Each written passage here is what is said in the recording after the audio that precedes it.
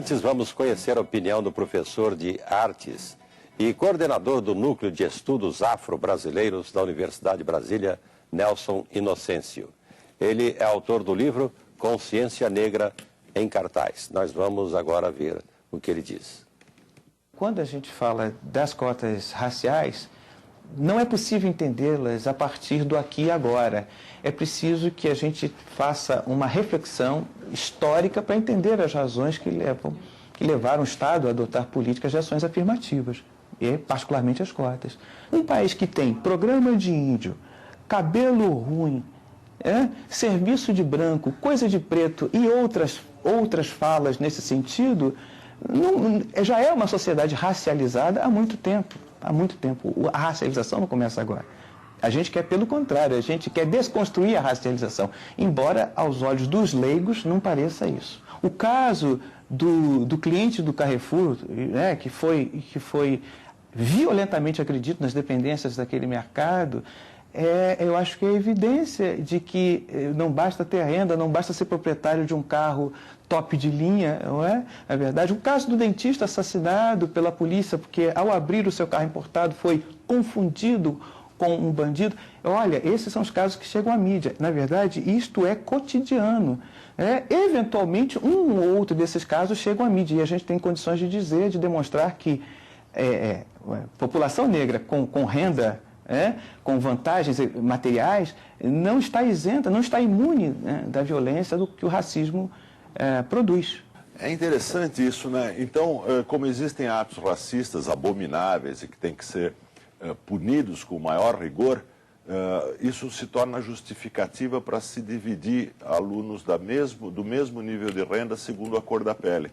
Eu quero saber o que o professor pensa que pode acontecer no futuro, daqui a 10 anos, 15 anos, 20 anos, no tempo dos nossos filhos, se nós falarmos para os alunos de escolas públicas que moram nos mesmos bairros, que tomam o mesmo ônibus, filhos de trabalhadores, que alguns deles vão ter vantagens em relação aos seus colegas do mesmo nível de renda em função da cor da pele. Será que isso é ou não instilar aquilo que não existe no Brasil? Porque no Brasil existe racismo. O que não existe no Brasil é ódio racial de massas. Esse fenômeno é que pode ser instilado quando o Estado diz para jovens, filhos de trabalhadores, a elite não tem nada a ver com isso, aliás, diz para jovens, filhos de trabalhadores, que eles são diferentes em função da cor da sua pele, que todos continuarão em escolas arruinadas, mas que alguns terão certas vantagens no fim desse ciclo de ensino nas escolas arruinadas e que outros ficarão com as desvantagens. Será que não será isso o elemento, a centelha que criará o que felizmente não temos no Brasil, ódio racial de massas? Ou será que se quer ódio racial de massas porque isso ajuda a formar lideranças de raça? Mas o senhor concorda que existe a doença, que não é o ódio racial, mas que é o racismo. Claro. O senhor acha que o remédio receitado pode virar veneno? Eu acho que o remédio pode virar veneno. Eu acho que o remédio para o racismo são três. Em primeiro lugar, a lei. A punição a mais rigorosa. E o Brasil tem leis para punir rigorosamente o racismo. Que às vezes funciona, às vezes não, mas que deveriam funcionar. Em segundo lugar, a educação. É preciso ensinar para as crianças, desde a escola, que raças não existem, que a humanidade não se divide em raças e que a história não é um conflito entre raças. Tá? E não que a história é um conflito entre raças. Tá? Não essa revisão mentirosa da história. E o terceiro elemento fundamental para isso, não fazer leis raciais. Todos os estados que fizeram leis raciais tiveram aprofundado o abismo entre raças. O senhor podia, então, fazer um comentário sobre o Estatuto da Igualdade Racial que a Câmara acaba de aprovar? O Estatuto da Igualdade Racial, ele comete um crime talvez ainda pior do que as cotas raciais das universidades, porque ele dá incentivos fiscais do Estado para empresas que mantiverem uma cota de empregados, aspas, negros. Isso significa o seguinte, significa introduzir no mercado de trabalho a diferenciação racial na hora das contratações e na hora das demissões, porque não existem só contratações, também existem demissões na economia. Significa dizer para trabalhadores do mesmo nível de renda que a sua situação de emprego depende da cor da pele. Se explica frequentemente, o Frei Davi faz isso, que esses sistemas de preferências raciais visam a redenção social dos pobres. A mentira caiu, hein? O Estatuto da Igualdade Racial diferencia os trabalhadores que buscam emprego nas mesmas empresas, portanto, pessoas do mesmo nível de renda, pela cor da pele. Que não me venham mais falar que é a redenção social. Que digam logo, isso é política de preferência racial. E onde fica o princípio constitucional todos são iguais perante a lei? Isso está escrito na Constituição com toda clareza e o Supremo Tribunal Federal tem diante dele hoje uma ação de inconstitucionalidade que contesta o sistema de cotas raciais da Universidade de Brasília. Essa decisão não vai valer só para a Universidade de Brasília, ela é uma decisão que vai ter caráter geral na hora que for tomada. O Supremo está chamado a dizer se a nossa Constituição admite a divisão de direitos das pessoas segundo critérios raciais. Na minha opinião, não admite. Na minha opinião, a palavra constitucional é bem clara, mas quem decide isso é o Supremo. Mitre, para encerrar, eu queria fazer uma pergunta sobre a política indigenista.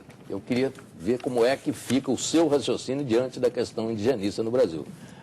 Recentemente foi tomada uma decisão, no Supremo inclusive, a respeito da distribuição de terras para os índios de maneira contínua, o que impede a integração dos índios com o resto da população. Queria saber como é que o senhor vê essa questão. Bom, muito rapidamente.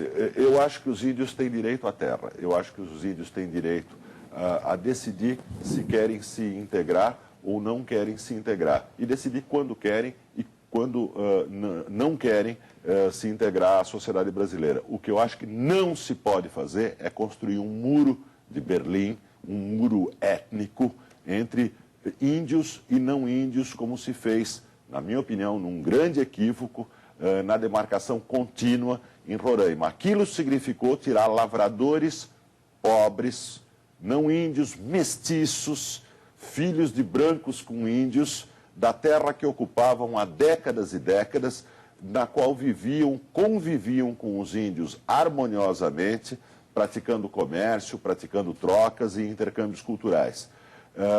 Era fácil fazer, como foi proposto inicialmente, uma demarcação da terra indígena de uma maneira descontínua, em grandes blocos de terras indígenas, contíguos a terras fora, a terras disponíveis para lavradores não índios.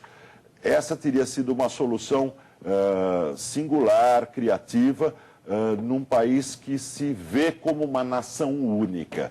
O grande problema é nós nos vemos como uma nação única ou nós nos vemos como uma confederação de raças, onde existem brancos de um lado, negros do outro e índios do outro. Essa visão multicultural da nação é uma visão do erguimento de muralhas entre grupos raciais. Nós precisamos derrubar as muralhas. Como o Muro de Berlim caiu em 1989, nós precisamos derrubar as muralhas. Derrubar as muralhas num país que nunca se viu assim, que sempre se viu como um país que pode se integrar, que sempre se viu como um país mestiço. Né? É isso que nós somos, um país mestiço, onde se respeite, claro, os direitos, por exemplo, dos índios, que têm direito à sua terra. Mas isso é diferente de se criar supostos micro-estados indígenas separados e autônomos dentro do território brasileiro. Professor Demetrio, para encerrar, o senhor tem mais um minuto para concluir a sua participação e para uma pensata final sobre a questão abordada aqui no programa de hoje. Olha, eu acho que o Brasil se encontra numa encruzilhada, não porque a maioria dos brasileiros mudou de ideia e começou a ver a si próprio como integrantes de grupos raciais, mas porque uma parte da elite política brasileira acha que isso é conveniente para os seus próprios fins. e porque uma outra parte grande da elite política brasileira é incapaz de ver os riscos, né? E o risco do ovo da serpente, do racismo de massas que vem junto com as leis raciais no Brasil. Então, o que eu pretendo é ajudar, como muitos outros fazem, a alertar, não a população que já está alerta, mas a maioria da elite política brasileira de que isso é sério. Isso não é sério para amanhã ou depois, isso não é sério para 2010, isso é sério para 2020, para 2030, para o tempo dos nossos filhos. Seria bom se os políticos colocassem os seus interesses de 2010, subordinassem os seus interesses nas próximas eleições a interesses que são os de todos os nossos filhos, filhos de todas as cores e filhos principalmente de cores misturadas dos brasileiros que vivem aqui hoje.